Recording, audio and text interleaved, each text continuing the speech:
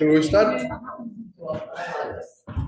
So, thank you very much for coming today. There's a lot of people here and online.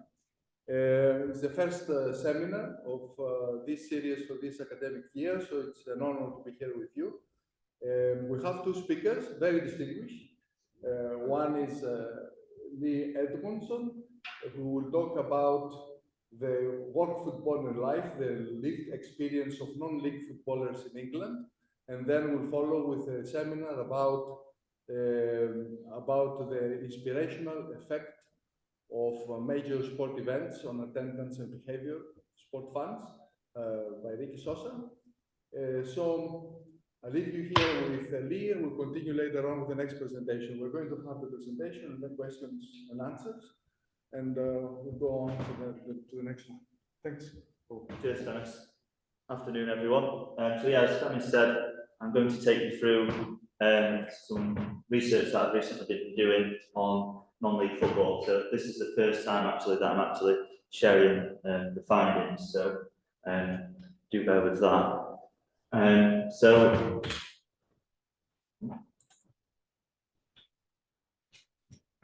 this study examined the lived experiences of semi-professional footballers competing in the English non-league system.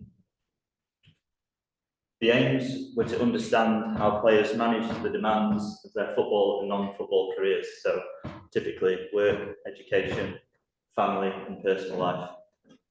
And then alongside that, we wanted to assess what level of support exists for players at this level of the game.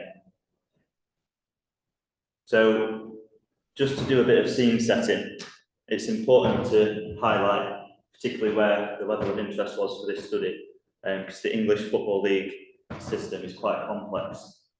So you can see at the top, we've got the Premier League, which classes as level 1, but it actually runs down to level 10, which would be step 6 of the English National League system. Okay, so the first 4 levels of professional football clubs in England, so there's 92 of those. And then beneath that, you have the National League, which is level 5, but it's also classed as step 1 of the non-league system, so essentially the semi-professional system. Then beneath that, step 2 is 2 divisions of 24 teams, and then it splits again into more regional leagues. On here, you can see down to level 8, but it actually goes down to level 10 overall, which is step 6. So why this topic? So a lot of it was based on some of my own experiences whilst trying to balance some demands, which got progressively worse as I got older. So I started to do a little bit of digging, and there's been extensive research on the lives of elite athletes, particularly professional footballers.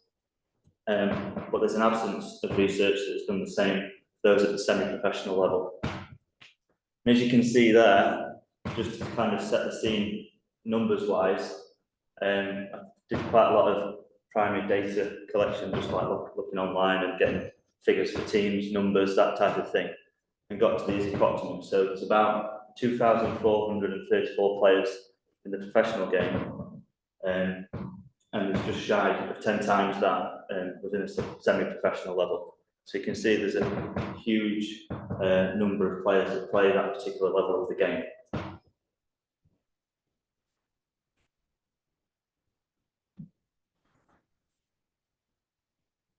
So there was 2 kind of lenses that I took to exploring this area of research.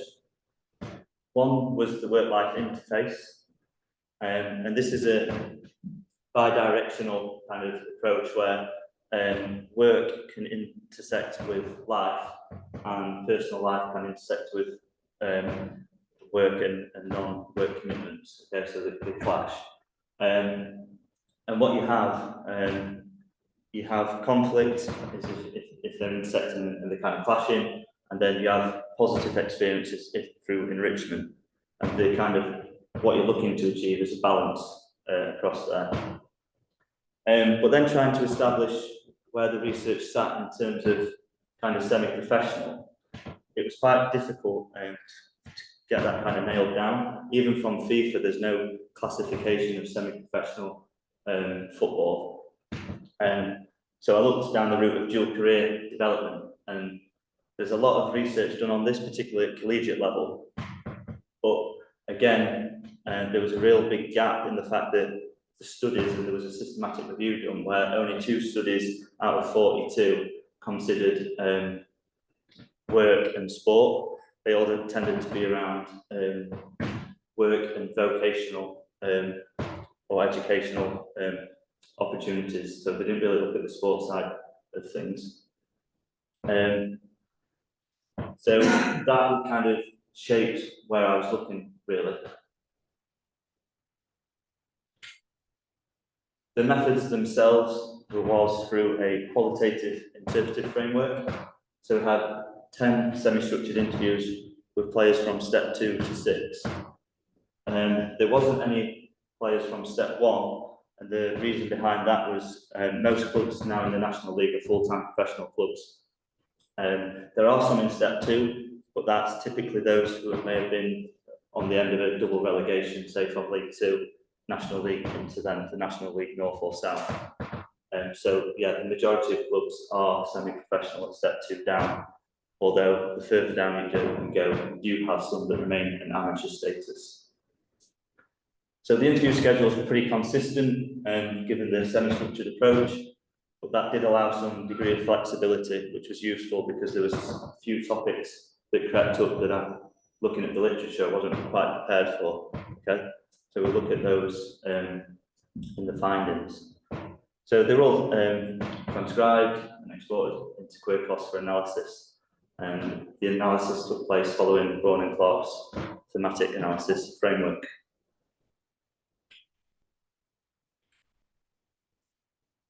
So I didn't want to go into tons and tons of detail, me like speaking to you about every player. So I just created a bit of a player matrix, so you can see the differences in terms of work-life interface that players have going on. So just for some example, you can see one player there, particularly a young player, didn't have that many responsibilities outside of kind of work and football, whereas other players had wife, kids, and some were playing part-time football, studying part-time long distance, and also working full-time. So you can kind of see there already differences of the demands that players have based on their personal lives. So moving on to kind of looking at some of the key themes. One of the main areas was the experience of players in terms of actually managing a dual career and that work-life interface. So what did we find even? It's really hectic. It's quite an intense schedule. So the demands are to train on Tuesday and Thursday and play on Saturday, or even have a game on a Tuesday, Saturday, and then you make up another training session in the week, typically on a Thursday. That's obviously in between other dimensions of your personal life, so your work, your family, educational commitments, etc. So it is really time consuming. There is a little carrot here for players. Typically, if you had a good win on a Saturday, you might be given the Tuesday off, or if you was on a good run of form. However, if you're struggling, then there was absolutely no way that you'd be able to have that Tuesday session off or Thursday. So priorities, this was really interesting. Players highlighted, because of the level that they were playing at, although the money that they can earn is quite good, talking kind of like step 2, 3, even 4 and 5 sometimes, money can be quite a nice additional top up to people's wage. Most players identified that it is work that is their priority, because that's their bread and butter, that's what they do day in, day out. Most of them, it was kind of a 9-5 or 8-4, or some even till 6 in different trades. There was, however, because of this schedule, a number of sacrifices, and this led to some kind of conflict, which we'll look at in a few slides. But a lot of players, given their commitment to their clubs, particularly if they were contracted players, they'd only kind of go away during the season after a Saturday game. So they might go on Saturday night, but try and stay local, not too far away, as given the example on screen. And it kind of is this kind of stuff that led to kind of conflict, if you like, having to put football before going away with, say, your partner or your wife, for example, or you do it, but you try and fit it in to a calendar as such. So football was always there consciously, right, we can go away, but I need to be in this area for the game on a Tuesday or whatever. Identity came out really strong. So for a lot of these players who had been, all but two of them had experience of either getting a scholarship or playing professionally before they went into non-league. And a lot of them started around the age of like 5 or 6. There's a couple that were a bit later. So football is something that is their identity, that is who they are. Something they've always done, and that's kind of who they associate themselves with. They are footballers. Again, that kind of does lead to some conflict that we'll look at. The main way of players dealing with this work-life interface was through personal effort, so through time management and planning. So for a lot of the lads who would work away with their jobs, it would be about packing the bags up, making sure the kit, and they've got everything they need to get back for, say, a training session or a match around their work commitments. The key facilitators for players was really partners and family. So as you can see on screen, and there was a couple of examples of this, the players, given their commitments, whether they had a wife, children, the more commitments they had, it was harder to balance. So they relied on families to support them, to enable them to play and keep playing at the level that they desired. And the other facilitator was having flexi work. Now, this wasn't something that was kind of concrete in place with employers, but there was this kind of agreement where, yeah, you can finish a couple of hours early here, but you've got to make those hours up back in the week, type thing. So there's nothing kind of formalised in any contracts with your employer as such, but it was more of a kind of like, yeah, that's fine, but make the hours back. The key challenges was the schedule. And there was a lot of hard-hitting quotes about this. A lot of players really unhappy with the fact that they're working full-time, have families, other commitments as well. So there's some examples of people doing education and distance learning. But essentially, you don't get your kind of typical holidays and bank holidays when you're playing this level still, because games are fixtured around those key dates. And in professional football, these are what fans typically look forward to around Christmas, Easter, the big kind of weekends of games, etc. But players travelling a long distance to play these matches around these periods of time weren't particularly impressed by the FA's schedule. And there's a lot of talk at the minute about Premier League footballers and professional schedules. But when you consider that semi-professional footballers obviously are working full-time and studying as well alongside it, then they've got a lot more competing demands. This led to, and this was something I weren't particularly prepared for as such, quite a lot of well-being implications. So there was numerous cases where players would be playing away midweek and they would not be getting in until the early hours. There were some cases of players not even going to bed before going to work on a building site, for example, or in construction, feeling burnt out, tired, stressed, which was then having a knock-on effect with their relationships as well. And in 2 cases, there was a case of one couple who weren't married separating, and they'd had a little boy, and another relationship went through a divorce. He just couldn't get on with the fact that, although it was something he'd repeatedly said, this is me, this is my identity, he said that Mrs. was happy for kind of like the money side of things and stuff like that, but the relationship wasn't there that she was hoping for, because it's fundamentally like kind of fragmented because of the commitments. So there was 2 cases of where relationships did come to a close. So looking at it from like the football club's perspective and their workplaces as players, so what do they kind of take to this? What do they do? It was very much dependent upon who you worked for, as you probably can imagine. So for those who work for employers who were kind of into sport themselves or football, they were very much advocates for these players to, yeah, you can finish a bit earlier, but you need to do the hours here and there. So that kind of flexible approach was very much dependent upon the workplace. And from the football side of things, very dependent upon the manager. So if you had a manager who was quite understanding, that you'd been, as for the example on screen, maybe travelling around UK working and then trying to get back for a particular training session, there was some examples of players being supported there. But the general consensus was that football clubs don't care, but the managers sometimes do. Some issues arose around whether a player was contracted or not. So if you was contracted by the club, there would still be an expectation that you would attend training sessions and match days because they're paying you, essentially. And you were threatened with wage deductions if you didn't attend those sessions. But what was really interesting was, we'll come on to it, a lot of clubs didn't actually have physios in place or any kind of medical staff.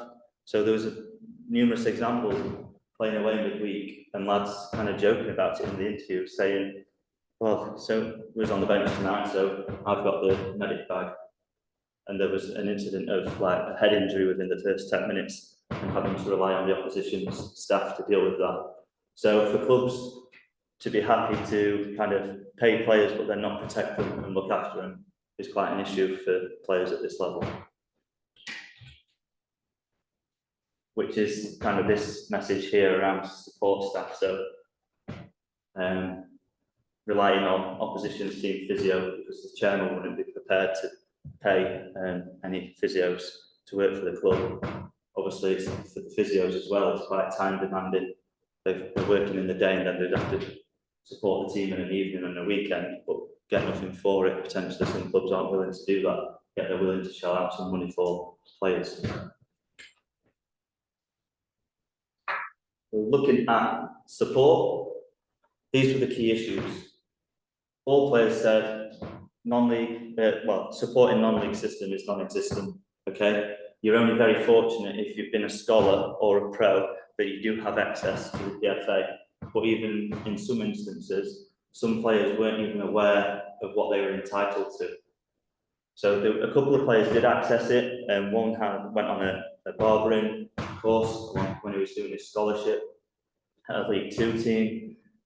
One lad did have some scans and some surgery paid for, but it was only a contribution. He was still having to stump up the other £6 grand. And that is kind of, a lot of these issues were really heightened for players that worked in the construction trade. So one player actually did state how it's really interesting that there's no support for us, given how many suicides are related to people that work in the construction industry. And that was kind of some of the themes that came out, that I wasn't, given the literature that I'd looked at and stuff, wasn't kind of prepared for that side of things. Probably all heard of this, but transition out of the professional game is quite topical at the moment, and how the players deal with that. There was 2 examples here, only going back to 2020 and 2021, of 2 players being released and having no contact by their club having been released. For one, it was particularly cruel. It was just before COVID, so we went through that and then heard nothing. And the other side to it is, the lads were saying that, yeah, the older players will look out for the younger ones and act as mentors, but it's really hard in the culture of a changing room and the lad environment for these players to actually say anything. So there's a reluctance there for lads to actually say if they were to be struggling with anything in particular, to come forward. So just looking at some of kind of the recommendations, there is a need that the players would like to see to develop a non-league support network. Now that's not saying it needs to exactly mirror the PFA, but if there could be events put on to educate players around kind of lifestyles, burnout, gambling, drugs, drinking. There was examples of those three issues cropping up in the changing room of lads having those addictions. General support is just not there, so that's what they want. And at a very basic level, players suggested that because of the culture, lads aren't really willing to come forward and speak out, but if you could have some kind of posters or signposting to local services, that could work. And there's actually a good example from the Western Leagues at step 5. Following COVID, they've recognised that their clubs and players may be having some more severe wellbeing issues than previously. So they did have a link to the local Mind charity in Bath to support players. So I have been thinking maybe locally some things can be done around that. As I touched upon, transition is still a really big issue, despite it being kind of common discourse or quite frequently that this transition is usually here, and have some kind of mental health and wellbeing experts to support these players. One player did touch upon accessing this kind of support, but he said it was very generic. The person he was speaking to didn't understand his position. They'd not been through his shoes. It was just someone very generic around mental health and wellbeing. It kind of didn't understand his life and journey as a footballer and how kind of his dreams had been shattered, essentially. And for clubs themselves, they need to take a holistic approach to players' welfare. Okay, I think it's crazy that you can have players at your club that you're willing to pay, but not have any staff there to look after them. So players having to play through injuries and niggles because clubs are saying, well, you're being paid, so well, that's that. And that's kind of the view that we're being taken. There probably needs to be some reworking around the contracts so that players, if they are injured or if they can't get there because of work, etc., they aren't being penalised for that. Medical staff needs to be in place, and from an insurance perspective, within non-league, you often see on Twitter, or X as it's now called, as if someone suffers a severe injury, the club will put out like a fundraising post to try and get people to donate money to Joe Bloggs, who's suffered a severe leg break and he's going to be out of work for so long, and it's because the clubs don't actually have the insurance in place to support the players. They have to sign up as affiliated clubs to the FA insurance scheme, but it only covers them for a very basic amount, and a lot of players can't get by on that. So when clubs are doing the affiliation, they're almost tied into this insurance with the FA, but they don't actually get a great deal out of it. There are a couple of charities now trying to enhance insurance offers for players, which I was thinking maybe this research fits in really well with them if they can see who needs what. So potential impacts. This is the first study on English non-league football to examine players' experience. So the framework could be used moving forward. It'd be interesting to see how it could be applied to other sports as well. It could, hopefully, and will be, I'm kind of trying to work out where I go with it now, inform some of the future direction of football governance, and it could lead to the information from this supporting the development of resources and services available to non-league football. And that's me. Thanks for the time to take that in. Happy to take any questions.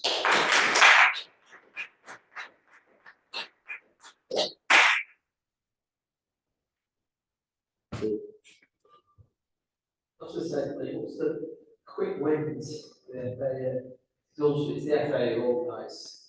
And I was going to say, it's an issue here in football because there's that many different bodies involved in this.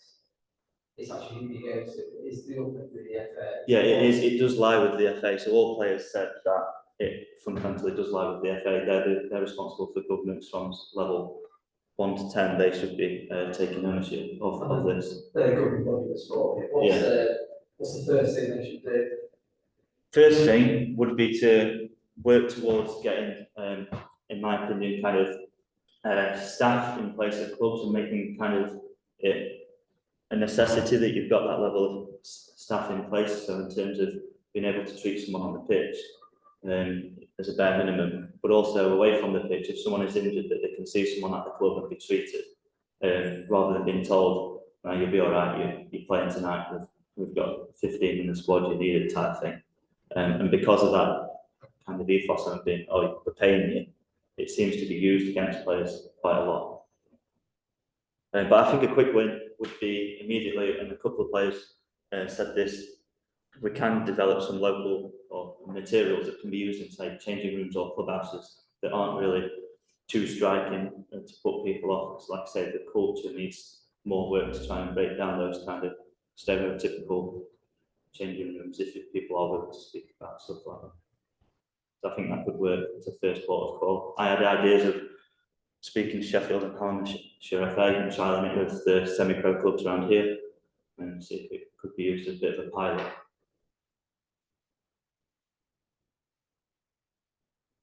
You might have all on the chat. I didn't see that.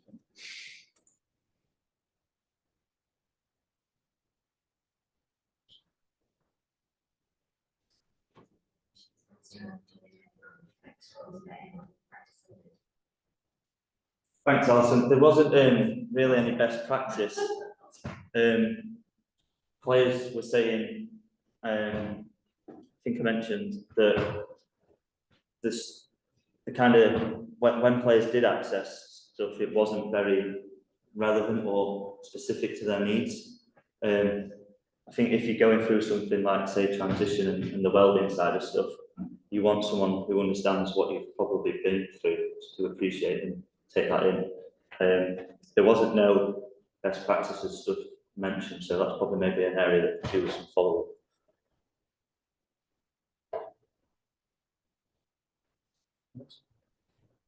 Yeah. I was just going to say, what's your plan for getting this under the noses of people who are running the non-league clubs? Because particularly things like insurance and stuff seem very much like necessities that should be there. Yeah, like I said, they are there, but they don't give the level of cover from the discussions I've had. And from my own experience, I suffered quite a bad injury last year, and the club were like, "Well, didn't cover anything pretty much." So. It's not part of like their minimum standards to be affiliated to the FA for that level of play. Say that again, sorry. It's basically that it's not part of like their minimum standards that like the FA has for a club membership. Yeah, when they sign up to be affiliated and remain as that, they do have to sign in to be like get the insurance, but because it's directly they're going through one with the FA, it seems like it's of benefit to the FA, if that makes sense. If you've got all those thousands of hundreds of clubs signing up to it through them, they're obviously getting something out of it. Whereas there's a charity at the minute trying to make some moves called Our Game Community. They're trying to develop insurance packages for clubs that are a lot more comprehensive, shall we say, than what's currently out there. Simon? How are you going to exploit this academically? You did a 20,000 word dissertation, you've got a distinction, you've got something which is a contribution to knowledge. Yeah. How are you going to get it out there? So my first port of call is I'm looking to submit it in the qualitative research, sport, exercise and health. I think there's probably two angles I'd love to take. One would be from the first theme around identity and then how that kind of, I'm a footballer, this is my life, how that's affected the other themes that came out. And then maybe one from maybe a governance type side of it, but I'll be looking for some kind of guidance on that as to how to do that. I am due to present this at the Football Collective next month, so I'm hoping in front of quite a lot of football people there that I can have some promising discussions, but obviously I don't want to give too much away either. And what about the lads who contributed to this? You play this back to them, does it resonate with them?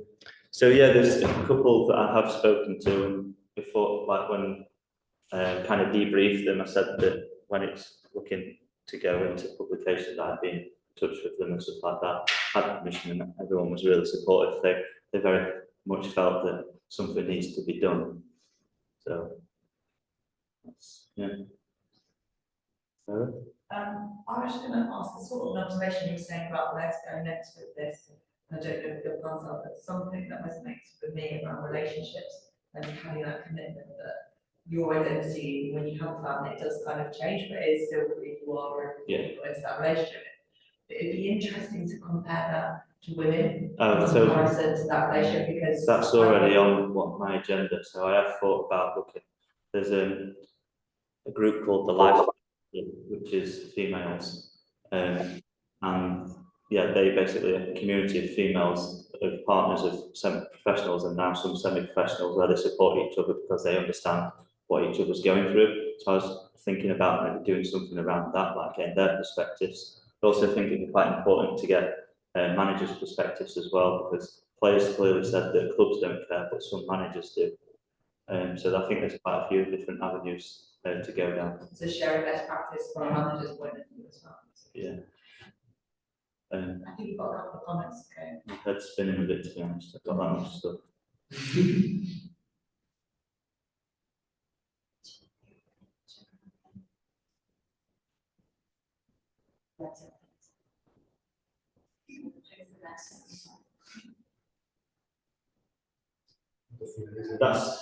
Thank you, Don. That's something I'd actually have to look at.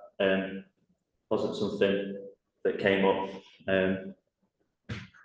and players not mentioned Feed Pro. They've only ever touched upon hearing about the PFA, but still never really fully knowing what was available to them. And I think one thing that came out, I did mention the lad who had to contribute about, I think it was about £6,000 for his operation. His argument was, if he was a pro, he'd be sorted the next day. So yeah, it's quite a weird.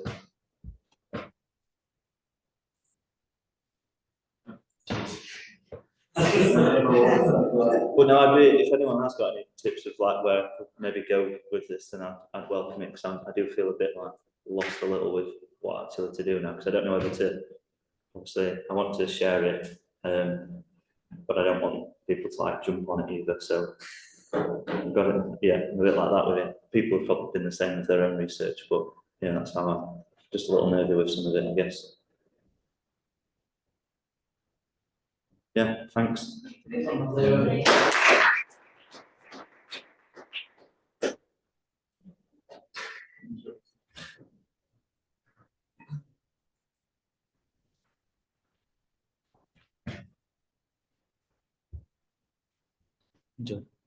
you have the?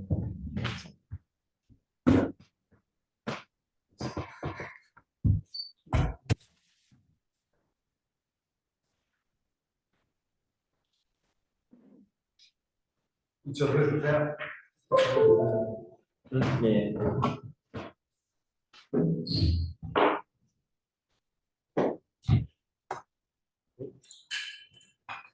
I wanted to share.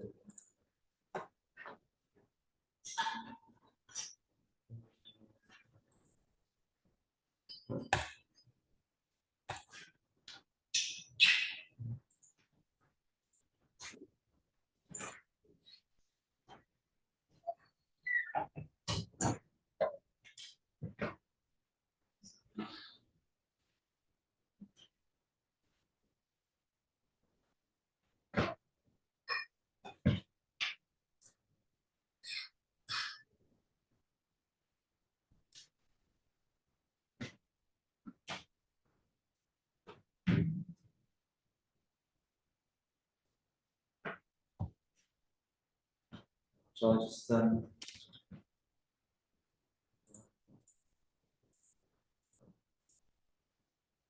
that okay? I just take that off.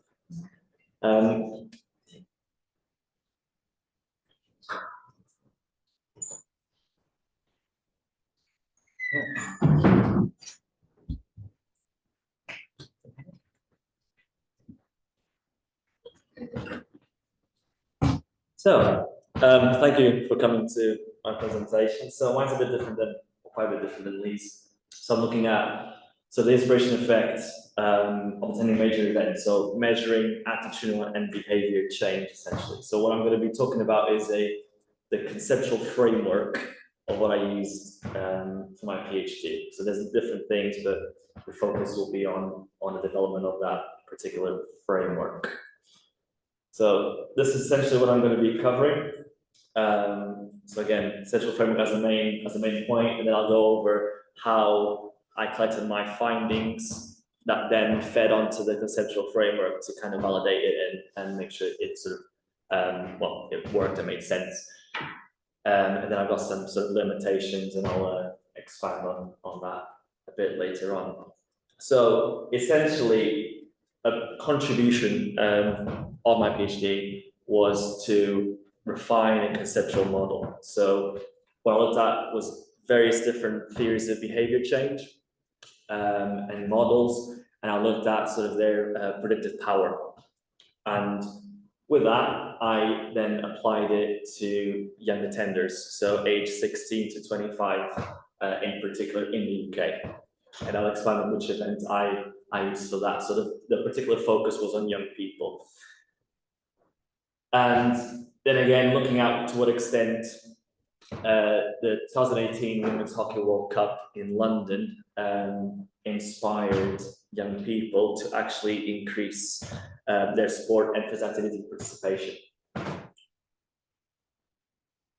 So, essentially the context is, as you can see, looking at, again, if you look at government policy, even the new one, okay, there's a massive importance on sport and physical activity, okay, related to achieving health benefits. Okay, so again, that has been shown from London 2012, which kind of stems why I went into this particular area, okay, and one of their main objectives was to inspire young people, so inspire generation, as you can see from the photo, the image 3.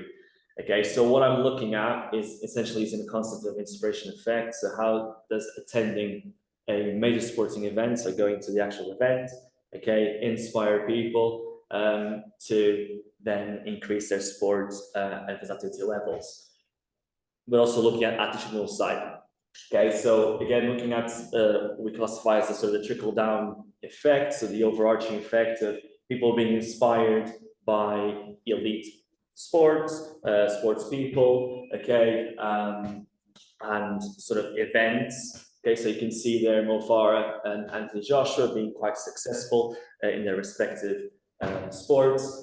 How does that make people feel when they're going to watch that? And does that then have a sort of a long-term effect or a short-term effect? What's going on when it comes to that? Okay, so ultimately, looking at the outcome of increased levels of sport physical activity participation, but my focus was, even though I included different age groups, my focus was particularly on the 16 to 25. Okay, because most of the research that had been done up until that point anyway, indicated that the samples included older people. So there was a lack of specific measurement, or testing in this case, of younger people. And again, looking at the inspiration effect, which I'll explain later, there's a bit of a difference when it comes to the different age groups. So my conceptual framework included a theory, so a theory of planned behavior, which stemmed from a theory of planned action.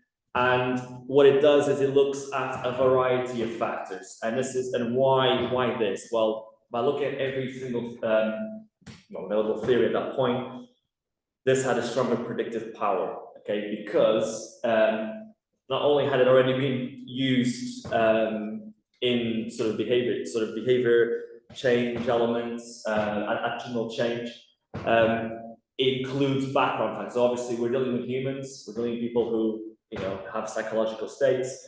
So things like, for example, your age, your gender, again, education, income, but also, and I guess primarily looking at what is your attitude towards the behavior, the subjective norms. So what do people around you think about you doing something in specific? You could be taking part in sports or physical activity.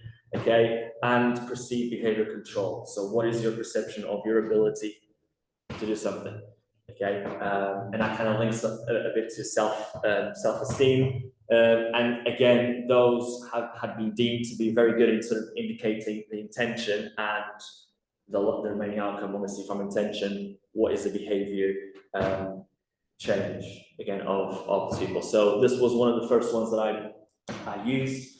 And then I basically refined that one with the TTM, so the transferential model. Okay, so you can see here one of the sort of primary models. So again, there's 5 different stages of it. The model came about first when it was applied in health, so smoking, so looking at addictions of smoking, different stages of that addiction, and then later on it was applied sort of in sportive activity. Okay, so pre-contemplation, basically the person has got no intention of becoming active, and then you go into contemplation, thinking about it, and so preparing to do it, so making small changes, and then actually carrying out that action. Okay, so play sport or physical activity, and then maintaining it, which seems to be, again, for some people, probably one of the hardest stages. This was also refined down the line, okay, by Iris, so one of my supervisors for my PhD. So it kind of was work that was kind of developing through. So it was deemed as applicable and connecting to the TPP, a very good sort of way of creating a valid framework for the measurement. And this was the outcome of that particular fusion. Okay, so again, as you can see from the top parts, I've included the TTM. Okay, so pre-contemplation all the way to the maintenance. Seems a bit confused, but bear with me, I'll go over that. And then what I did is I broke it down in terms of the theory of planned behavior. So process and again, looking at some elements of the TTM. So process of change, decisional balance, what is the levels of current levels of sport activity participation. Okay, and this will make a bit more sense when I put my survey down, just to kind of give you a bit of a snapshot, because each question of my survey was linked to the model. So the survey had 23 questions, and I was able to plot it all within the model and try and figure out what were the changes, if any, across the different points. Again, looking at background, personal attributes, and again, I mentioned already, behavioral control, specific norms, etc. Okay, because that all has an influence within attitude and behavior change. And then I went a step further and I looked at, do they also participate in other activities like recreation, leisure? Okay, so like things like dance, arts was also part of the data collection, and what are the facilitating and mitigating factors as well. So it could be other things that impact on somebody not doing more physical activity, for example, or even reducing the amount of participation. So I also investigated that, because that all, again, there's other influences that need to be taken into account.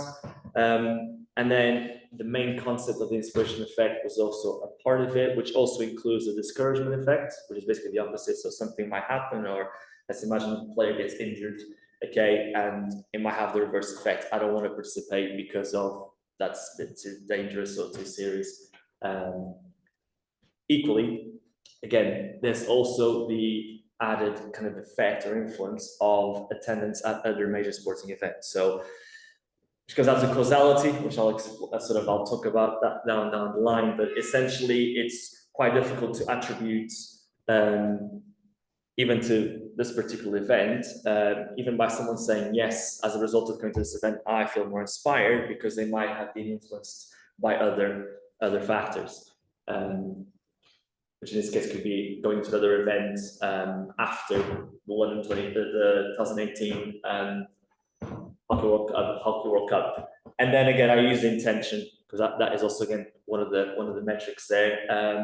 And the last bit, leveraging was a kind of a two-parter in my research, but for the sake of this sort of potential framework, I looked at what was the effectiveness of the leveraging strategies at the event, in particular my sample, and all of that combined kind of gave me sort of an overview in terms of what was going on at that event, and in terms of the actual measurement and changes in people, their perception of what attitude towards sport, etc. What was happening, and obviously it's quite dynamic, so you can kind of go backwards or stay where you are. So it's a sort of a dynamic model. There are some criticisms. I probably shouldn't say this, but they are. So I kind of presented this at the conference, and a really good point that was made was that these kinds of models, they assume that everybody is sort of rational in a sense of going from one stage to the other and then from that stage to the next one, and that's not always what happens. So someone can basically go from pre-contemplation and sort of go on straight up to preparation, for example. So just things to consider for sort of next research. So my event was the Vitality Hockey Women's World Cup in 2018 in London. There's an image of the actual stadium. Okay, so I sort of went around the different stands to collect data.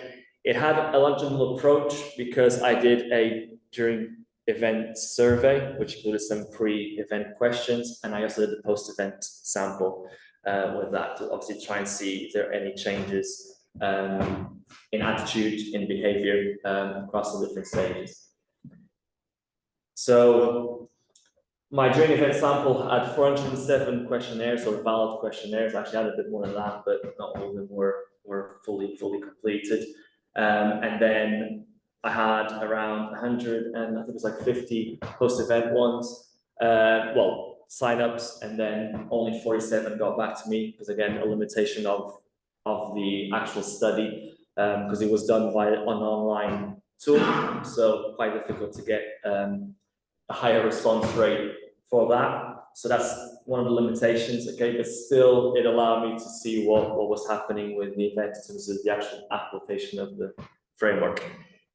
And like I said, it was a two-parter, so that I did some interviews for the leveraging side. So I interviewed, I believe it was 4 England hockey event sort of organizers, so part of the committee, the event committees, and they were all doing different things when it came to the actual event. So there was someone involved with sort of the officiating, someone specifically looking at sort of Fan Central, which is part of the leveraging, some coaching bits as well, volunteering.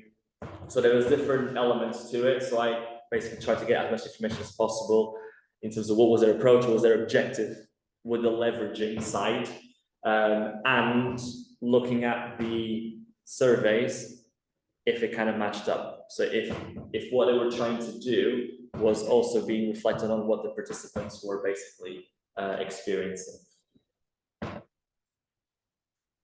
Because I can't go through every single detail, it is a kind of a study. That QR code links to my thesis. If anybody is interested, you can go and find out the very specific details of it. So I'm not going to go over my survey. I actually just put it here just to give you a bit of a notion of the link of how my data collection then links to my conceptual framework. So every single question here, there was a bunch of statements that people had to do, so like a sort of a like scale essentially on their ability to participate in terms of the skill set, and all of that links to the different elements of the framework. Okay, so it makes it a lot clearer for me to then pinpoint even the reasons for participation. Again, in terms of their previous experience. So we all know, obviously, the positive experience in sport, this activity helps or influences us in a positive way to carry it out long term.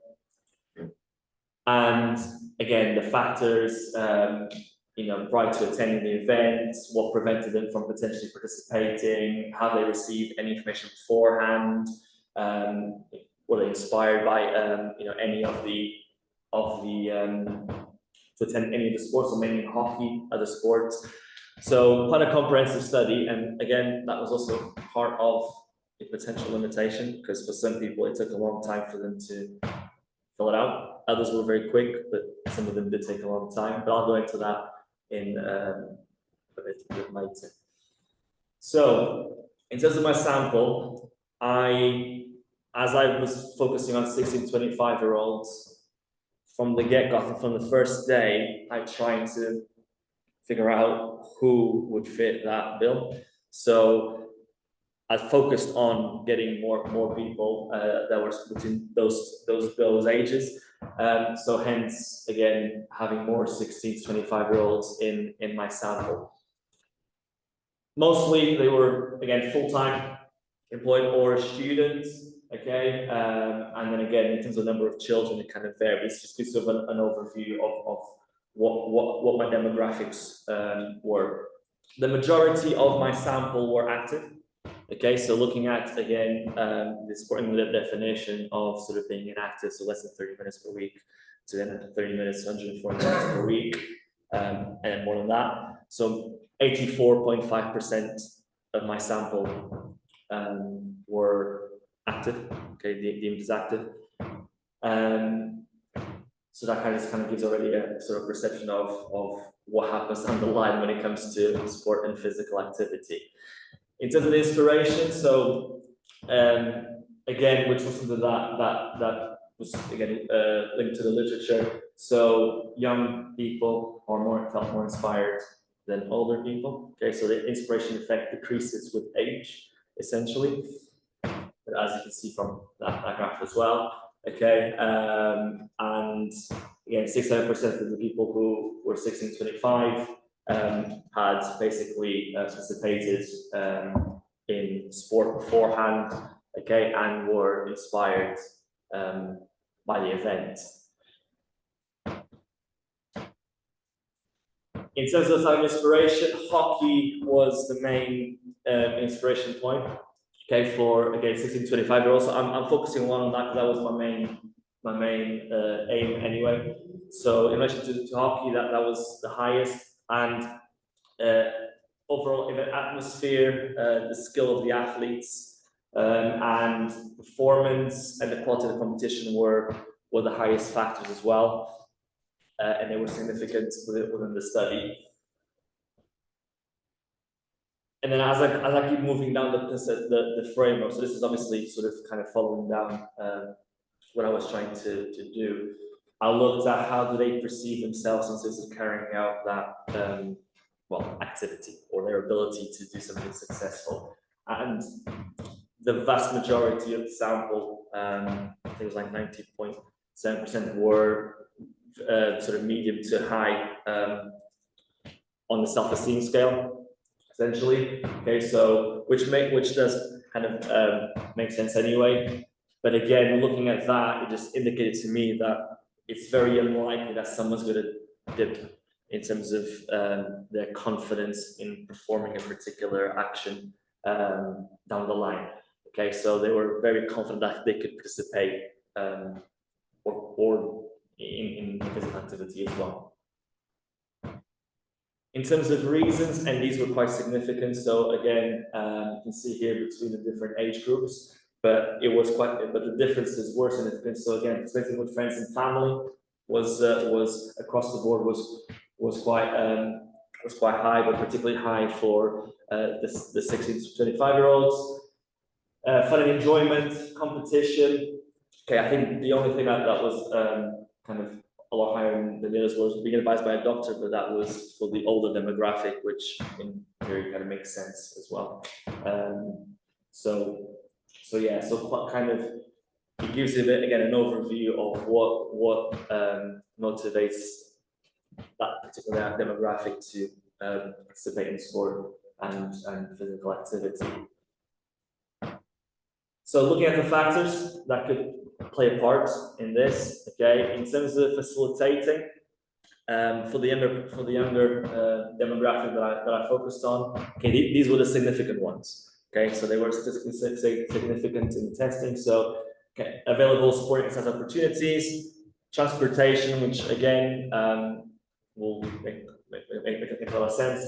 Money, a lot of them were students, so again, we can start connecting some of the dots here in terms of, and even probably so more now, considering what we're going through with a bit of an economic crisis. And sports facilities, so accessing sports facilities was one that they said, you know, would obviously facilitate that. Mitigating, a lot of them were kind of mirroring each other. So cost, accessibility, but then lack of time came to, I guess, it was the sort of older demographics who had kids mainly. So they were saying that they, you know, potentially it would stop them from participating due to childcare, so time, which again made sense.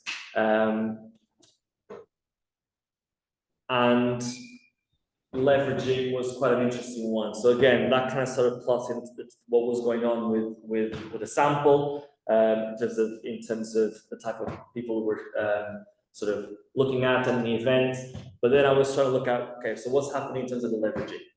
So all of this, all these influencing factors, but what strategies is the event putting into place to try and maximize the outcomes? Okay, in this case, the outcome that I was focusing on was the participation levels.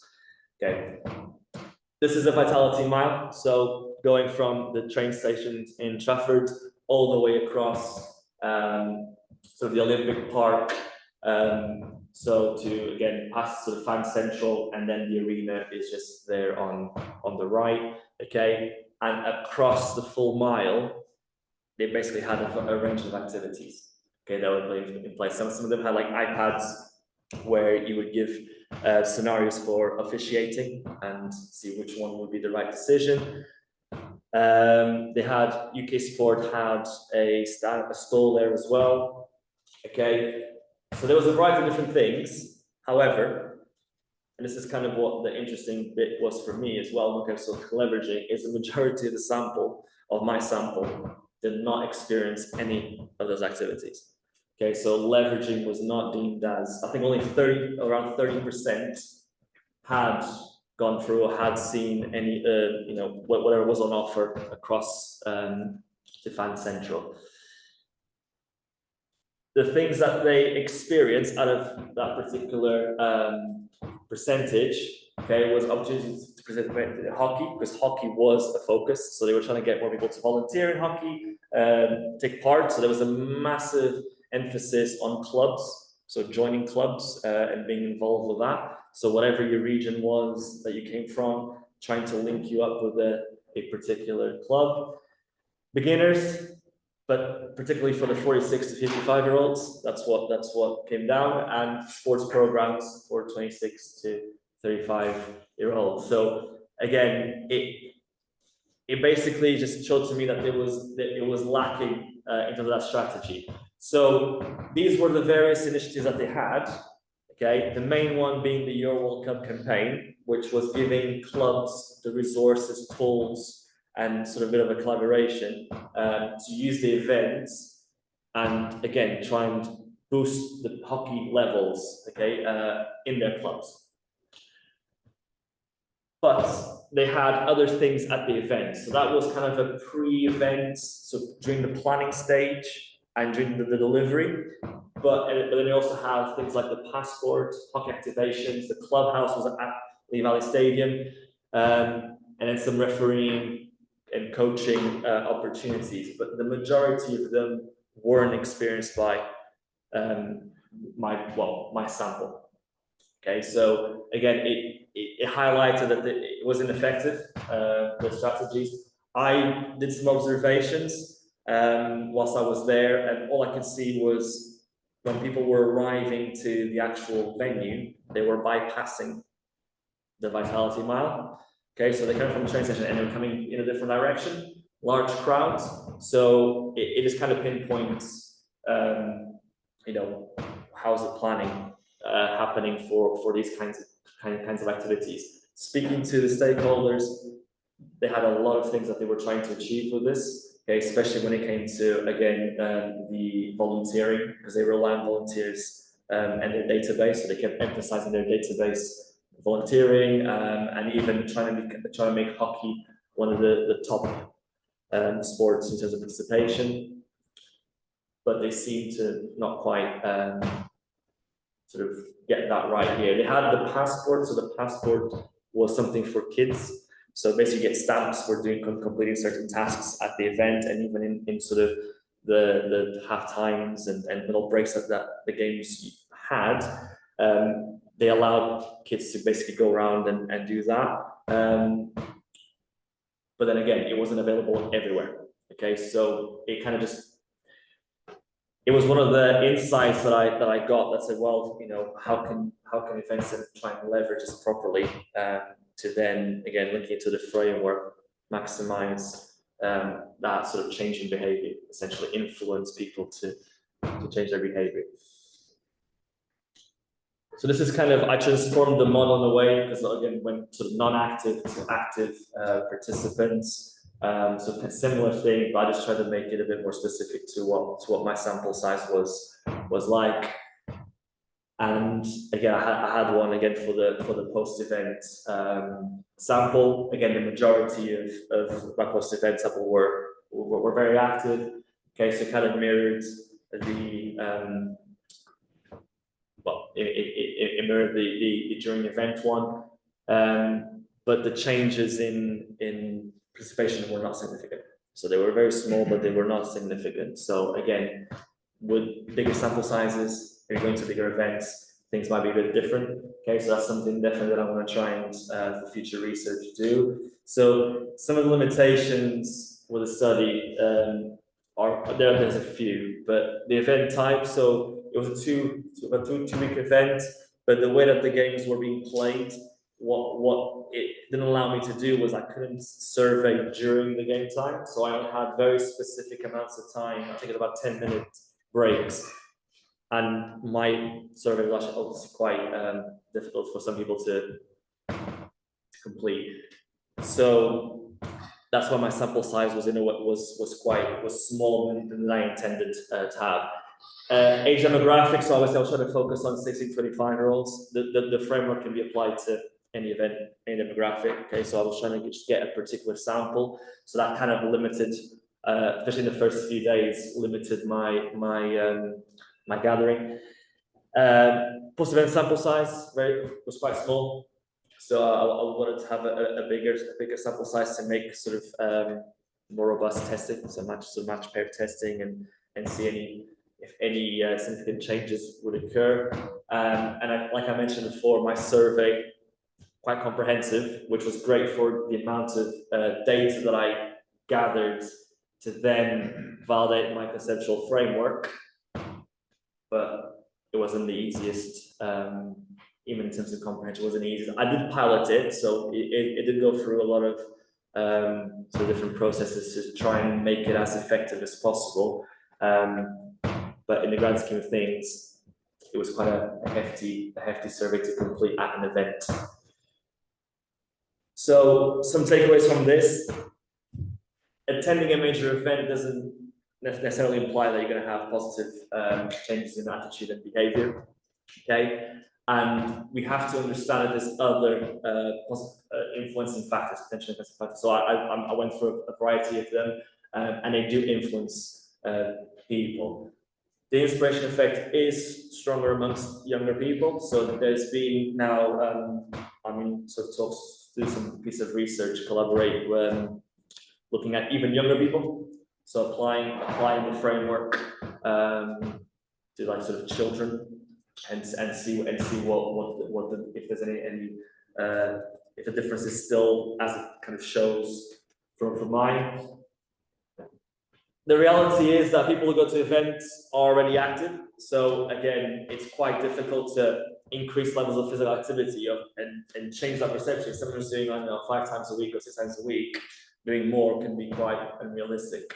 Okay, so again, that's the difficulty of it, and causality, like I mentioned earlier on, is quite difficult to attribute. But what this model does is allows you to understand and measure the different influences that can happen there.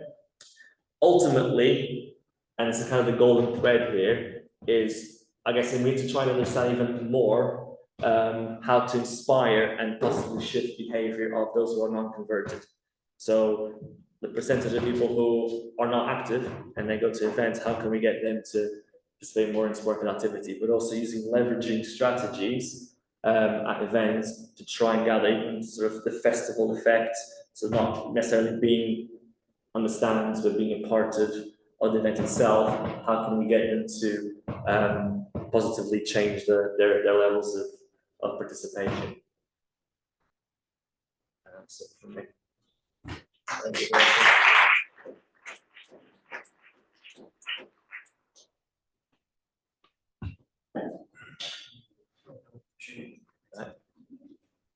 No questions.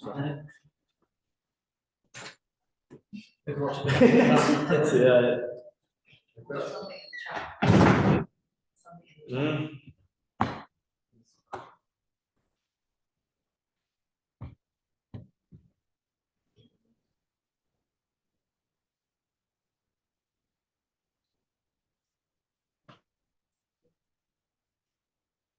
Good question. Actually, I don't even know.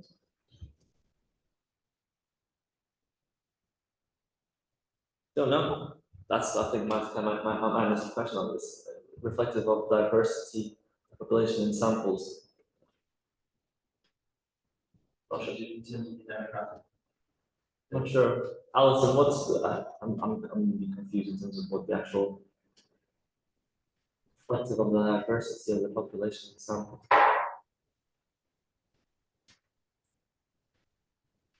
Alison, do you mind just clarifying that? I'm just not sure what you mean in terms of. Sure.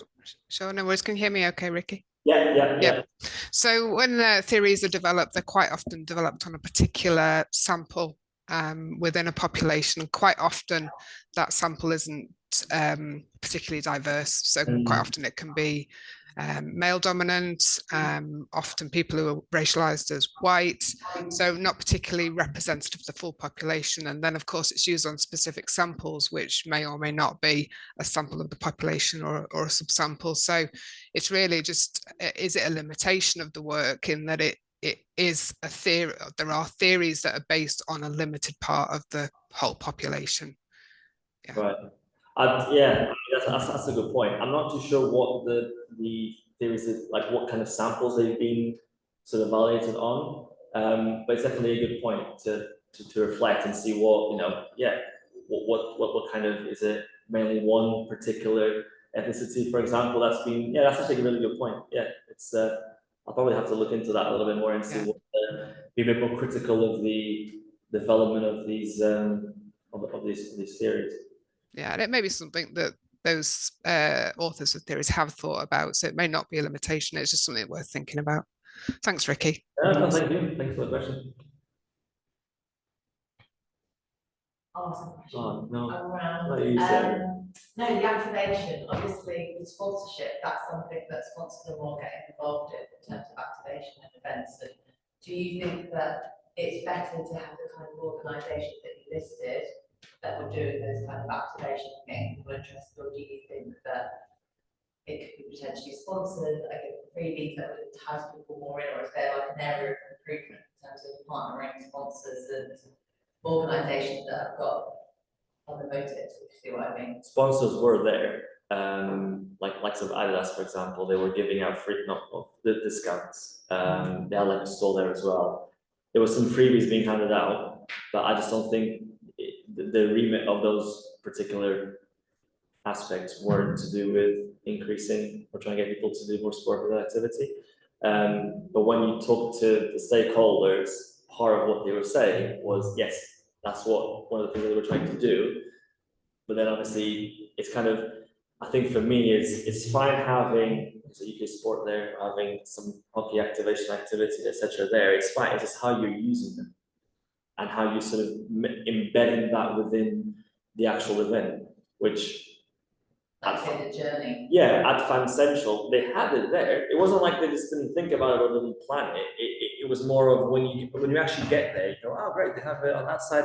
And some people were going through it. It wasn't like there was none of them going through them, but the majority of the people, which again I sampled across the various parts of the stadium, of the venue, and well, it was clear that the majority of my sample just did not experience any of it.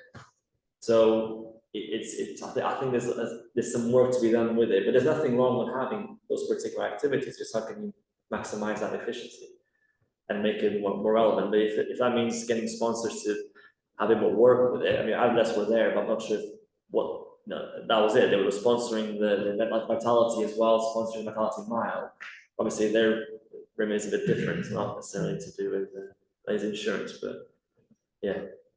I was just thinking around like the strategic planning of events at the moment, and like recently how social impact programs are being built into the event, pre-delivery of the event, during and after, to build on legacies. Is there any kind of way that those will affect you think in terms of like the inspiration of the legacy that like, are we going to take? Is it purely because they've been through the event, or is it because they've taken part in the social impact program attached to the event? That could be an influence. That could definitely be an influence. Maybe something that could be sort of potentially embedded within the framework, and see, well, has that motivated that particular person to do more, even if they do go to an event or whatever it may be. And this is what I think that's one of the kind of things that the beauty of the framework is. It encompasses these things, so you have a better understanding of. It's not just about going to the event, but that's a catalyst. You can kind of, you go to an event, but there's a lot of things that happen in real life and around it, like say going to these things or speaking to people around you, whatever it may be, and just making sense of that, and then going, right, what can we do then that will maximize that? Yeah, I know the Rugby League World Cup, they were concerned that it might not have kind of like the inspiration legacy impact if they didn't build any planning in, so that's why they built it in, like put a lot of money into that to build all the legacy. Just wondered if you had any plans to test the model on any other sport specific, like a different sport, sport specific major event, or a multi-sport major event, to see like the validity.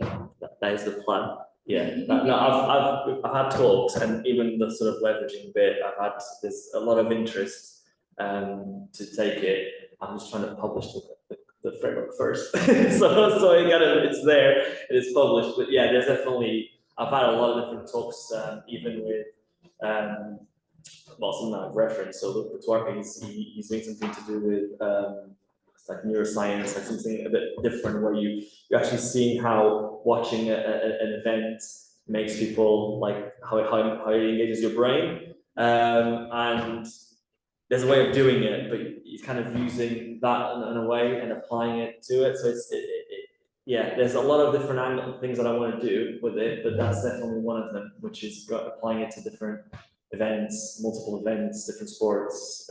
Yeah. Yes, thanks. So at the beginning, you had a slide about inspiration. So that was quite impressive in terms of the percentage that had it was inspired. What do you mean inspiration? Do you mean that a self-evaluation, like someone a direct question about it, or do you mean leading participation, results, and change of behavior? So do you measure it from the practical point of view, or just self-evaluation? Well, inspiration is an intangible state, it's an intangible effect, isn't it? So it's how you feel. It can be tangible if you assume inspiration leads to behavior. Yeah. So the point of the conceptual framework, and I guess my PhD essentially was to try and convert that. So go from intangible effect of the inspiration, the intention, I want to do it, I want to do more, I would like to be involved, to then actually saying, well, what is the tangible, the actual change? What's the actual method? Are you taking part in more sport physical activity? Okay, and also understanding why. Like, what potentially influenced you to do it? Was it the event? Was it also something else that what were the facilitating factors? But it's going from the inspiration of that state of that I feel motivated, I feel positive towards, because I've seen sport athletes, or I've seen being a part of an event, etc. So then having that tangible measurement. So did you establish a percentage of people that were not involved in hockey, but following the event, changed their behavior through this inspiration and became hockey participants? Yes. What was this percentage? Oh, I need to check. I can't remember specifically to the word to do with hockey. I'll need to check because I've got a lot of different data points. But the majority were already in hockey. So the majority that went to that event were already hockey participants. Did you find that maybe even if they did not, even if they were hockey participants, because of the event, they increased their frequency? Well, the frequency was not, as I said earlier on, the changes in behavior were very, it was a bit more, it was the difference between the pre-during event sample and the post-event was slightly increased, but it wasn't much, like 1% or 1.something%, but it wasn't significant. So again, the changes were, it was there, but most of them were already participating in hockey, okay? But I think part of it is because my sample size wasn't big enough. Did you check the frequency? Yeah. You did. There was no difference. So probably there was no change. It was a small difference, but it just wasn't significant. Did you check whether or not the attendees were from the local area or just national? If there was a difference between the two groups?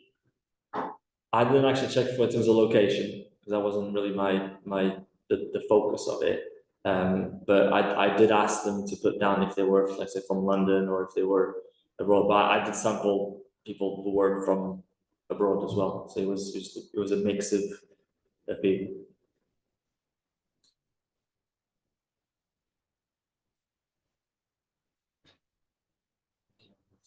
That's fine. All good. That it? Yeah. Okay. Thank you. Yes, Thank you.